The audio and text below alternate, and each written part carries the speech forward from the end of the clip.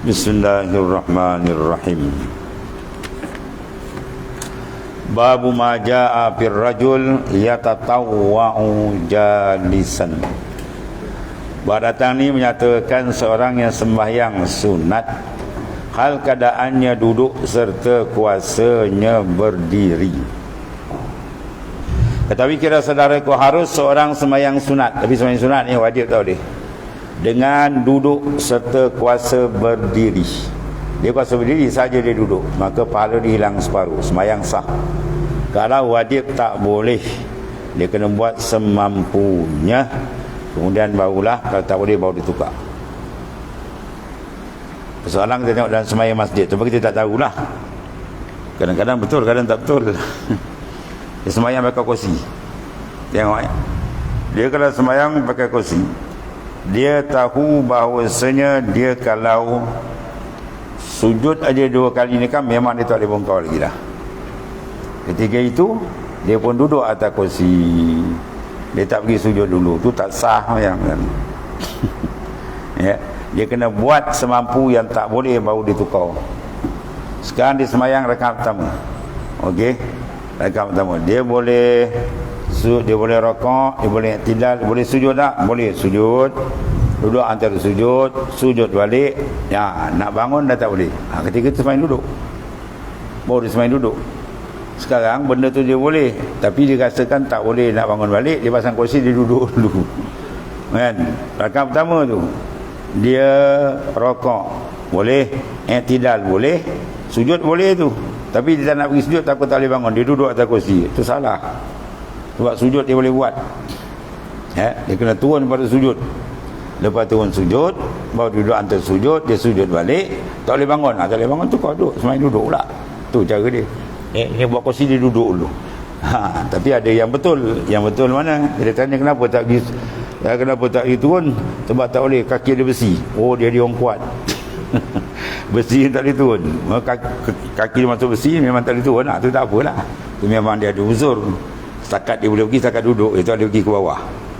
Yang masalah yang pertama tu, masalah tu kadang-kadang setengah jadi gitu. Dia yakin bahawa rakaat kedua memang dia tak boleh bongkau, jadi dia nakkan berdiri, dia terus tak pergi sujud. Itu salah. Dia kena buat semampu yang boleh. Rakaat pertama dia buat apa boleh? Boleh rokok, boleh sujud dia. Ya, nak bangun tak boleh, baru tu kau duduk, tak payah buat kursi. Ya. Kalau yang besi masuk kaki tu lainlah, memang dia nak duduk kan. Dia berokok yang tidak dia nak turun memang tak boleh dah, besi ada. Tu tak apalah, dia duduk, dia buat kursi. Ni kalau kaki tak ada besi buat kursi, kena tanya dia. Ya, kaki ada masuk besi ke? Tak ada besi. Habis kau duduk buat apa? Ya.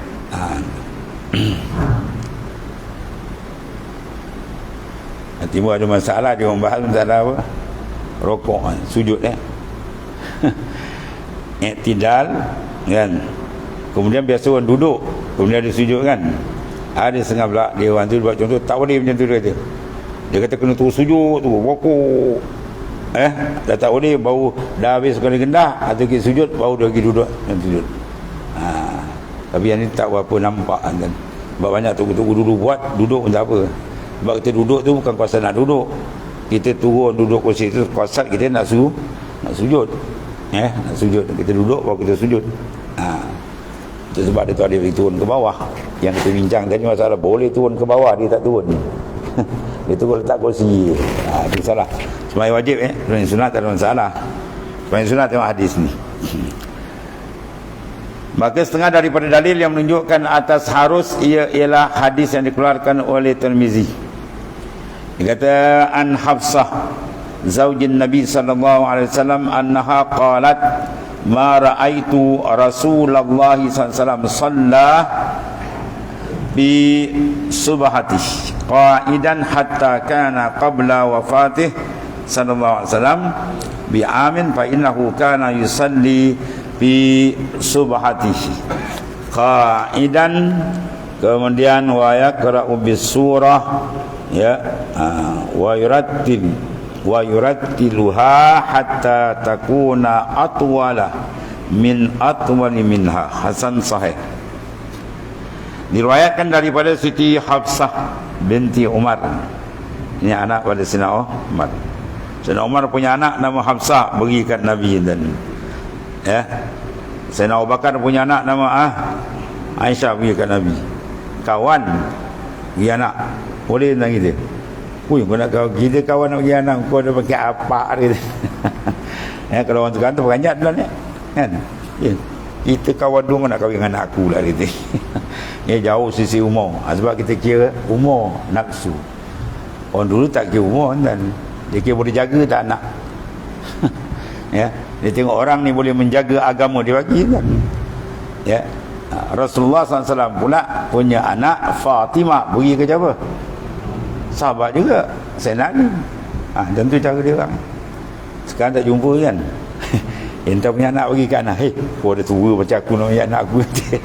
Kan, anak aku nak bagi kau, kau dah tua macam mana. Sebab kita kira tua. Orang dulu kan kira tu kan. Kita tengok Rasulullah dengan para sahabat, dia bagi anak dia bagi sahabat. Sahabat ni pula Rasulullah bagi sahabat punya anak. Tu. Sedangkan dia tahu dah sahabat peringkat umur memang jarak kan. Yang Aisyah 9 tahun dah. Banding Rasulullah lagi jauh. Umur 9 tahun dah nikah kan. Sebab itu ada cara mereka nampak meletakkan agama terlebih daripada yang lain. Jadi Hafsah ni anak Sayyidina Umar. Nikahkan dengan baginda Rasulullah sallallahu alaihi wasallam.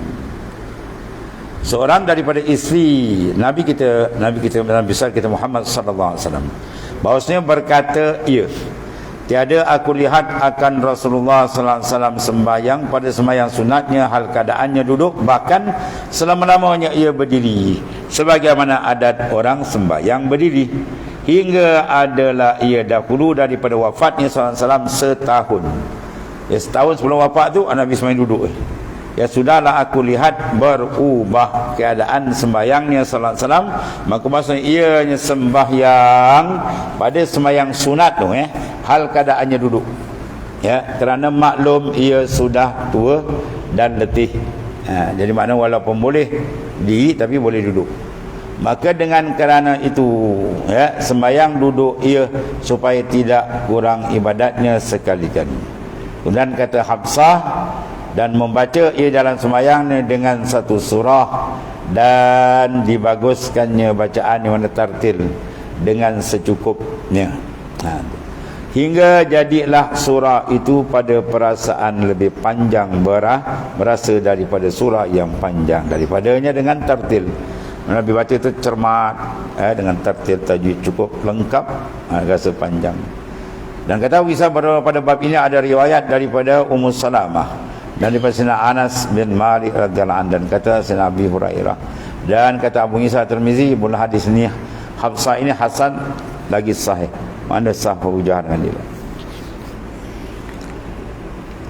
Dan telah dikeluarkan oleh Imam Muslim dalam sahihnya pada bab jawazun nafilah qaidan qaiman wa qaidan. Imam Muslim dalam syarah sahih Muslim, dalam sahih Muslim dia keluarkan dalam bab pada harus nafilah, jawazun nafilah, harus mengerjakan sembahyang sunat, qaiman berdiri, wa qaidan dan duduk. Mana duduk boleh. Masalah sembahyang sunat dengan duduk dan hukumnya, kata Abu Isa Tirmizi, dan sungguhnya diriwayatkan daripada Nabi kita sallallahu alaihi wasallam bahawasanya adalah ia sembahyang sunat pada malam dengan duduk. Maka apabila meninggal ia daripada bacaannya pada waktu 30 dan atau 40 ayat, tengok tuan-tuan ni. Ini cara Nabi yang lain pula ni. Diriwayatkan daripada baginda sallallahu alaihi wasallam bahawasanya adalah ia sallallahu alaihi wasallam sembahyang sunat pada malam dengan duduk. Nabi start mula duduk dulu. Ada juga. Maka apabila meninggal ia daripada bacaan kadar 30, mana telah selesai 30 ayat atau 40 ayat Nabi baca, bangunlah ia berdiri. Ia berdiri pula. Kita biasanya lepas berdiri baru duduk. Nabi pernah buat sembahyang sunat duduk dulu, baca dekat 30-40 ayat, Nabi bangun sambung. Bangun sambung ayat. Kemudian maknanya sambunglah, menyempurnakan bacaannya dalam berdiri. Tak ada masalah, boleh semua tu. maka membaca ia padahalnya ia berdiri kemudian rokok. Mana mula dengan duduk kemudian bangun separuh daripada bacaan surah tadi. Kemudian memperbuat ia pula pada rakaat keduanya seumpama demikian juga. Rakaat kedua, bila qiyam tu Nabi baca duduk separuh kan Nabi bangun balik. Ya, tu. Kan pelik orang tengok dia sembahyang mula berdiri, lepas tu duduk, berdiri pula, tak ada masalah. Sembahyang sunat boleh berlaku. Ya. Wajib saja kalau ada uzur baru dia boleh tukar. Selagi tak uzur dia kena buat yang wajib macam biasa. Dan riwayatkan daripadanya alaihi salatu wassalam bahwasanya ada ia sembahyang dengan duduk, maka ia apabila membaca ia padahalnya ia berdiri rakaat ia pun ada juga. Nabi sembahyang duduk, maka ia apabila membaca ia padahalnya ia berdiri rakaat. Ya, dia duduk kemudian nak baca tu bangun kemudian rakaat dan sujud padahal ia berdiri. Ya, dia buat sujud dan tu dalam berdiri. Maksudnya apa? Isyarat boleh juga. Semua ada tu.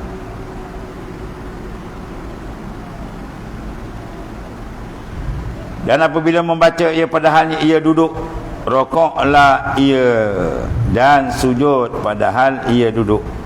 Dan kata Ahmad bin Hanbal dan Ishaq yang mula amal atas dua hadis ini, ya. Atas main sunat boleh buat. Kemudian kata Abu Isa seolah-olah Imam Ahmad dan Isa Ar-Rahawai memikirkan mana ijtihad dua hadis ini sahih lagi diamalkan dengan keduanya itu, ya. Dengan salah hadis itu juga ada kadang ulama yang hadis ni dia tadhaif, ada yang setengah mengatakan dia tasih. Itu maknanya benda zanni pula, ya. Habis tu.